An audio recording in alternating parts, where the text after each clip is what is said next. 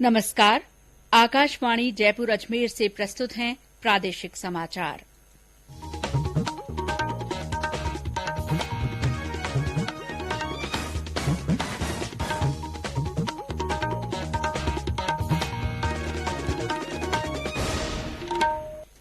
मुख्य समाचार। देश के 16वें राष्ट्रपति चुनाव के लिए मतदान संपन्न। मतगणना 21 जुलाई को। उपराष्ट्रपति पद के लिए एनडीए उम्मीदवार जगदीप धनखड़ ने नामांकन पत्र दाखिल किया। प्रधानमंत्री नरेंद्र मोदी का सभी सांसदों से मानसून सत्र के दौरान गहराई से चर्चा करने का आग्रह। वस्तु और सेवा कर की नई दरें आज से लागू।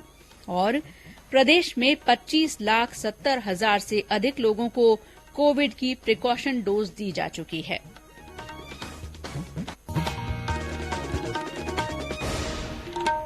समाचारों के साथ मैं शीला चावला। और अब समाचार विस्तार से। देश के 16वें राष्ट्रपति पद के लिए आज नई दिल्ली में संसद भवन और राज्यों की विधानसभा परिसरों में सुबह 10 बजे से शाम 5 बजे तक मतदान हुआ।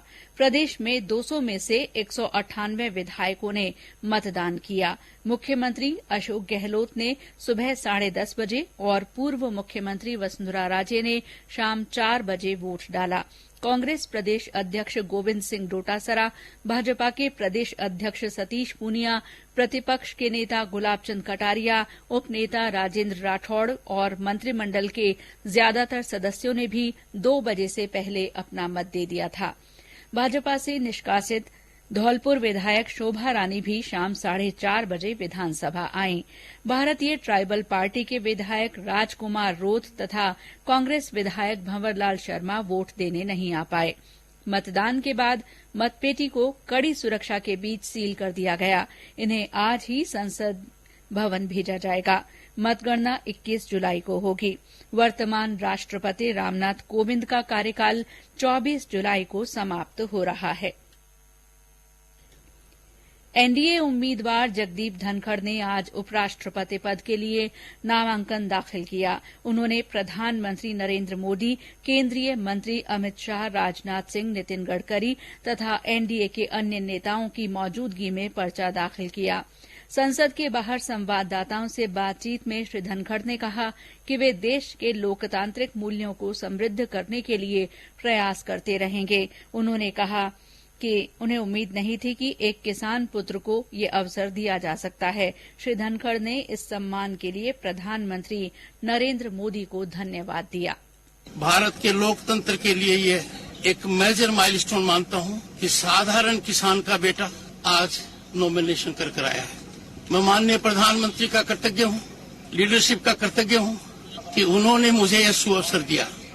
मेरी पृष्ठभूमि को देखते हुए मेरा निरंतर प्रयास रहेगा कि भारतीय राजतांत्रिक व्यवस्था का, प्रजातांत्रिक मूल्यों का बढ़ोतरी हो। ये मेरा प्रयास रहेगा। उपराष्ट्रपति पद के लिए अगले महीने की 6 तारीख को मतदान होगा। कल तक नामांकन पत्र दाखिल किए जा सकते हैं। विपक्ष ने पूर्व केंद्रीय मंत्री मार्गरेट अल्वा को अपना उम्मीदवार बनाया है। प्रधानमंत्री नरेंद्र मोदी ने विश्वास व्यक्त किया है कि संसद का मानसून सत्र उपयोगी और सार्थक होगा। मानसून सत्र शुरू होने से पहले एक वक्तव्य में प्रधानमंत्री ने कहा कि संसद खुले मंच से संवाद का एक मंच है। उन्होंने सभी सांसदों से हर विषय पर गहराई से चर्चा करने का आग्रह किया। प्रधानमंत्री ने कहा कि सदन में चर्चा और आलोचना तथा विस्तृत विश्लेषण से नीतियां बनाने और फैसले लेने में सार्थक मदद मिलती है। राष्ट्र में नई ऊर्जा भरने के लिए निमित्त बने, उस अर्थ में ये सत्र भी बहुत महत्वपूर्ण है। ये सत्र इसलिए भी महत्वपूर्ण है कि इसी समय राष्ट्रपति पद और उपराष्ट्रपति पद के चुनाव हो रहे हैं। आज मतदान भी हो रहा है और इसी कालखंड में देश को नए राष्ट्रपति, नए उपराष्ट्रपति, उनका मार्गदर्शन प्रारंभ होगा। हम हमेशा सदन को संवाद का एक सक्षम माध्यम मानते हैं। श्री मोदी ने कहा कि ये समय अत्यंत महत्वपूर्ण है क्योंकि हम आजादी का अमृत महोत्सव मना रहे हैं। प्रधानमंत्री ने कहा कि ये समय संकल्प लेने और उन संकल्पों के प्रति समर्पित होकर देश को दिशा देने का है। उन्होंने कहा कि सदन को देश का नेतृत्व करना चाहिए और सभी माननीय सांसद राष्ट्र में नई ऊर्जा के संचार में सहायक बने। ये कालखंड एक प्रकार से बहुत महत्वपूर्ण है। ये आजादी के अमृत महोत्सव का कालखंड है। 15 अगस्त का विशेष महत्व है और आने वाले 25 साल के लिए देश जब शताब्दी मनाएगा तो हमारी 25 साल की यात्रा कैसी रहे, हम कितनी तेज गति से चले, कितनी नई ऊंचाइयों को पार करें, इसके संकल्प लेने का एक कालखंड है और उन संकल्पों के प्रति समर्पित होकर के देश को दिशा देना। सदन देश का नेतृत्व करे, सदन के सभी माननीय सदस्य राष्ट्र में नई ऊर्जा भरने के लिए निमित्त बने, उस अर्थ में ये सत्र भी बहुत महत्वपूर्ण है। संसद के दोनों सदनों की कार्रवाई बढ़ती कीमतों और जीएसटी दरों में वृद्धि के मुद्दे पर विपक्षी सदस्यों के हंगामे के कारण दिन भर के लिए स्थगित कर दी गई। पहले स्थगन के बाद लोकसभा की बैठक 2 बजे फिर शुरू होने पर कांग्रेस के नेतृत्व में विपक्षी सदस्य सदन के बीचों बीच आ गए। हंगामा जारी रहने पर लोकसभा अध्यक्ष ने सदन की कार्रवाई दिन भर के लिए स्थगित कर दी।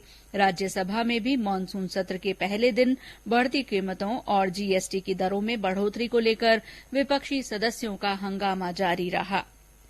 प्रधानमंत्री नरेंद्र मोदी ने नई दिल्ली के डॉक्टर अम्बेडकर इंटरनेशनल सेंटर में नौसेना नवाचार और स्वदेशीकरण संगठन NIIO की संगोष्ठी स्वावलंबन को संबोधित किया। श्री मोदी ने स्प्रिंट चैलेंज का अनावरण भी किया। इस मौके पर प्रधानमंत्री ने कहा कि इस पहल के माध्यम से रक्षा क्षेत्र में भारत की प्रौद्योगिक शक्ति और संपूर्ण आत्मनिर्भरता को ज्यादा मजबूती मिलेगी। हम मिलकर अगले साल 15 अगस्त तक नेवी के लिए 75 इंडिजीनियस टेक्नोलॉजीज का निर्माण करेंगे। ये संकल्प ही अपने आप में बहुत बड़ी ताकत है। हमें इनकी संख्या को लगातार बढ़ाने के लिए काम करना है। आपका लक्ष्य होना चाहिए कि भारत का जब अपनी आजादी के 100 वर्ष का पर्व मनाए, उस समय हमारी नौसेना एक अभूतपूर्व ऊंचाई पर हो। सेमिनार का उद्देश्य भारतीय नौसेना में स्वदेशी प्रौद्योगिकी को बढ़ावा देना और रक्षा क्षेत्र में आत्मनिर्भर बनाने के लिए उद्योग और शिक्षा जगत को शामिल करना है।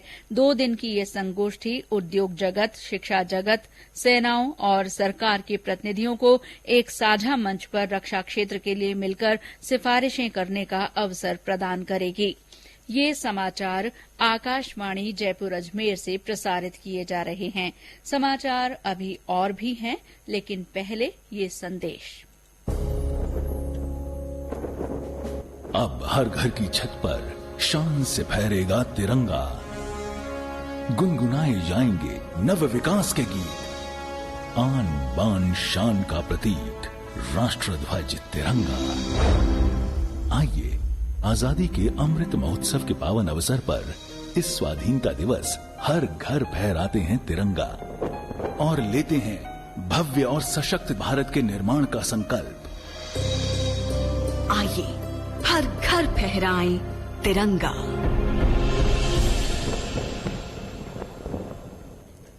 समाचारों में आपका फिर से स्वागत है। माल और सेवा कर जीएसटी की नई दरें आज से लागू हो गई हैं। कुछ वस्तुओं पर अधिक जीएसटी लगेगा, जबकि कुछ वस्तुओं पर जीएसटी दर में कमी की गई है। कई वस्तुओं पर जीएसटी में छूट वापस ले ली गई है। पिछले महीने चंडीगढ़ में जीएसटी परिषद की 47वीं बैठक में जीएसटी दरों में बदलाव का फैसला किया गया था।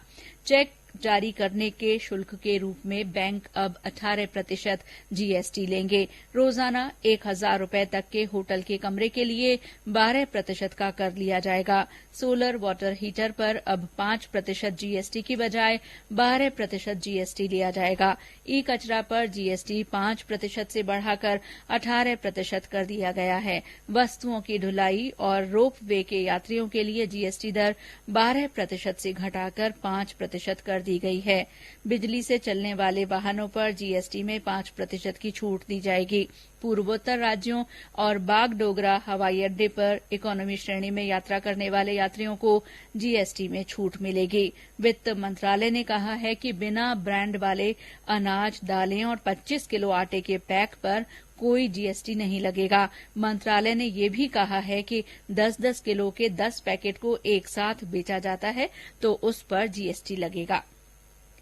प्रदेश में 25,70,000 से अधिक लोगों को कोविड की प्रिकॉशन डोज दी जा चुकी है। पिछले 3 दिन में 18 से 59 साल के 2,35,000 लोगों को कोविड की प्रिकॉशन डोज लगाई गई है। राज्य में अब तक 10,79,00,000 से ज्यादा टीके लगाए जा चुके हैं।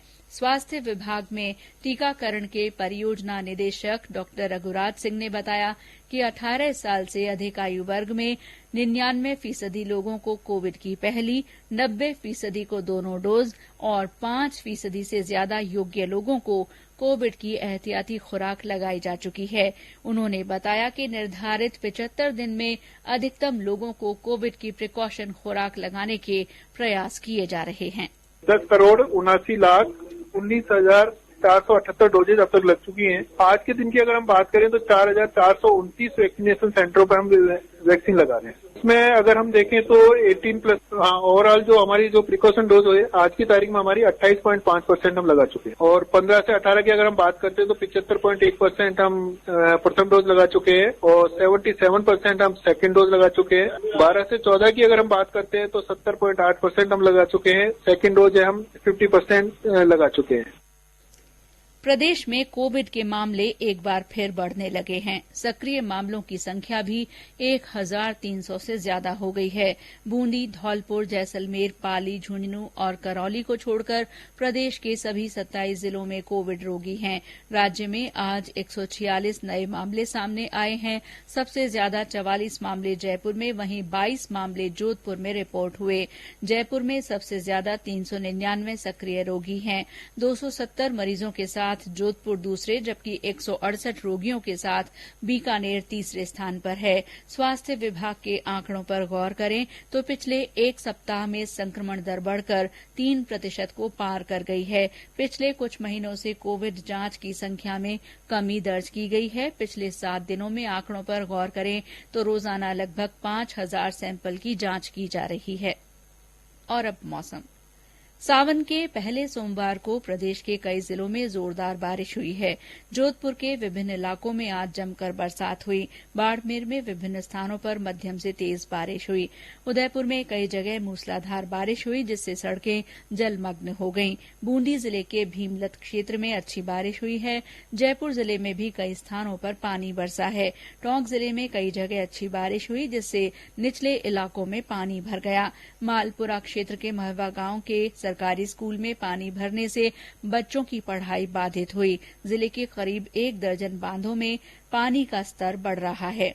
बीते 24 घंटे में राज्य के ज्यादातर जिलों में अच्छी बारिश दर्ज की गई है। बीकानेर के खाजूवाला में सबसे ज्यादा 80 मिलीमीटर पानी बरसा। मौसम विभाग के अनुसार मानसून की ट्रफ लाइन जैसलमेर, कोटा और कम दबाव के क्षेत्र से होकर गुजर रही है। इसके असर से आगामी 48 घंटों में कोटा, उदयपुर और अजमेर संभाग के जिलों में कहीं कहीं भारी बारिश और 1-2 स्थानों पर बहुत भारी बारिश होने की संभावना है। जोधपुर संभाग के जिलों में भी अगले 24 घंटों के दौरान कहीं कहीं बारिश होगी। उधर पिछले दिनों श्रीगंगानगर में हुई रिकॉर्ड बारिश के बाद अब वहां हालात सामान्य होने लगे हैं। बारिश के कारण बंद किए गए स्कूल भी आज से खुल गए हैं। श्रीगंगानगर के उपखंड अधिकारी मनोज कुमार मीणा ने बताया कि शहर के हर वार्ड में अतिवृष्टि से हुए नुकसान का सर्वे करवाया जाएगा। और अंत में मुख्य समाचार एक बार फिर। देश के 16वें राष्ट्रपति चुनाव के लिए मतदान संपन्न हुआ। मतगणना 21 जुलाई को होगी। उपराष्ट्रपति पद के लिए एनडीए उम्मीदवार जगदीप धनखड़ ने नामांकन पत्र दाखिल किया। प्रधानमंत्री नरेंद्र मोदी ने सभी सांसदों से मानसून सत्र के दौरान गहराई से चर्चा करने का आग्रह किया है। वस्तु और सेवा कर की नई दरें आज से लागू हो गई हैं। और प्रदेश में 25,70,000 से अधिक लोगों को कोविड की प्रिकॉशन डोज दी जा चुकी है। इसी के साथ प्रादेशिक समाचार बुलेटिन समाप्त हुआ। नमस्कार।